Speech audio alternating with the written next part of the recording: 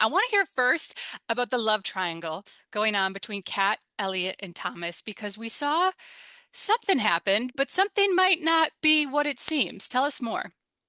Oh, I would say many things aren't really what they seem. That's It's something that pretty I key think on the we, show. pride ourselves on. Yeah, it's a challenge because being stuck between literally like two worlds, two times, and finding, coming across somebody that embodies certain like characteristics or sparks some sort of like inner response that is different from the other and kind of challenges her to learn more about herself is really what is kind of happening with Kat. The things that she sees in Thomas that depict one thing, and then all of the things that she loves and knows about Elliot it's such a stark contrast that it's kind of like this strange, wavelength that she has to sort of like, I don't know, walk a very fine line towards. But she also finds that in Susanna as well. It's like these relationships that she comes across are so deep and meaningful for her that I think she always knows that because you can't go to the future, as far as what we understand about the pond, it's always going to be left there with Thomas.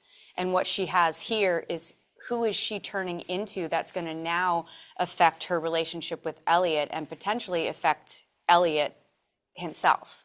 So it's kind of like this interesting little Venn diagram.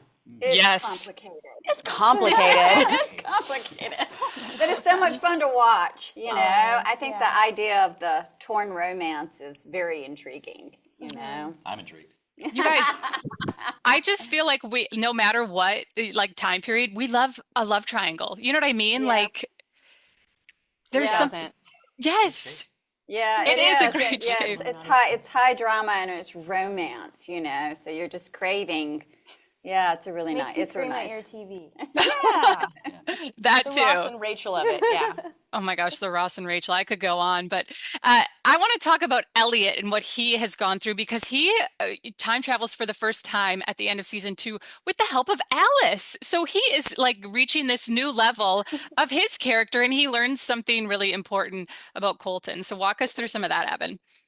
It's been really fun playing a character that is holding this kernel of pain and has been holding it for so long. And especially with a show like this, a time travel show, we get to see the character at 16. We get to see a bunch of characters at 16, but even more now in the 70s. But because we have so much time in between, getting to play a man who came from the boy, we're watching Elliot kind of metamorphosize in front of our eyes, and especially with this big healing moment through time travel, there's the opportunity, I think, for Elliot to really step up into his potential and who he was maybe always meant to be, and ask some questions of himself about what he means to himself and what Kat means to him, and the questions about love and what is love? Like, is it something that is it a 16-year-old's version of love, idea of love, or is that something that can change as well? And is there time?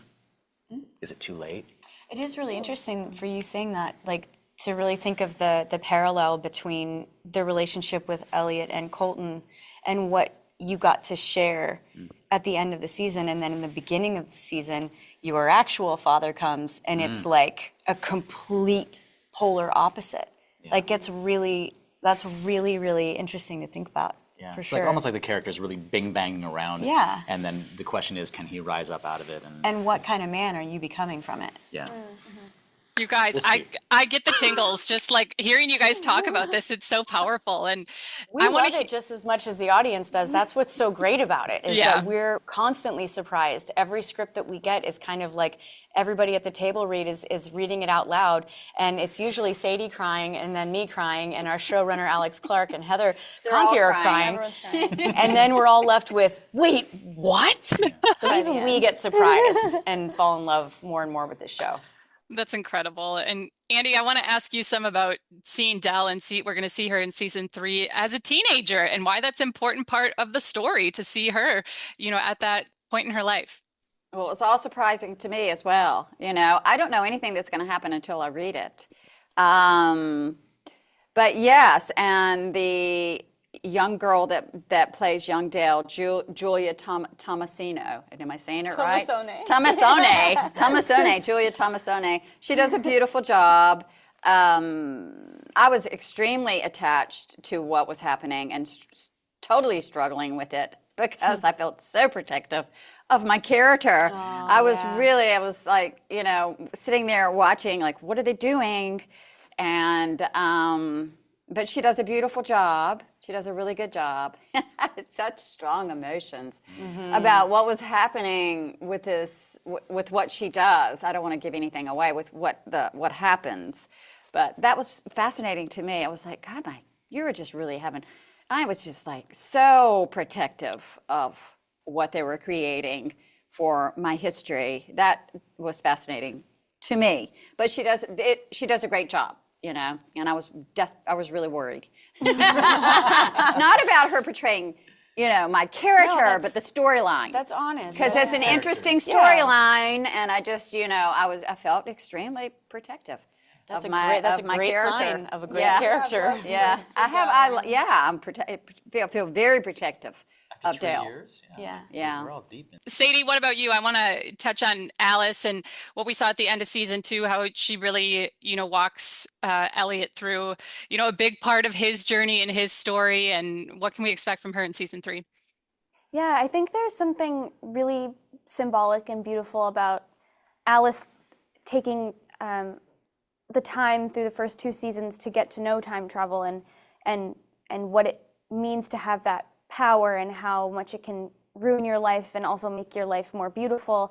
And then for her to be sort of Elliot's guide and that role reversal really gave her, I think that was the beginning of the growing up for her and sort of taking time travel into her own hands and saying, like, I know what I'm doing and I can show you the beauty of time travel. And yes, it's going to be painful, but I'll be there, like, crouched in the bushes waiting for you to come back. Are you lurking? Are you lurking? And so then I'm lurking and just supporting Elliot through that experience that is like so healing and so huge for his character. And then I think we see that at the beginning of season 3 where she comes out of the pond in the 70s, and rather than sneaking around and waiting for someone to find her, she walks right up onto the Augustine's front lawn and yeah, hi, I'm Alice, and like, yeah, I'm here for the summer. I'm summer folk. Like, she gets right into it with so much confidence that we didn't really see in the first season because it was also new for her. And so I think that's a huge turning point for Alice, and we see her taking time travel and making it kind of her own.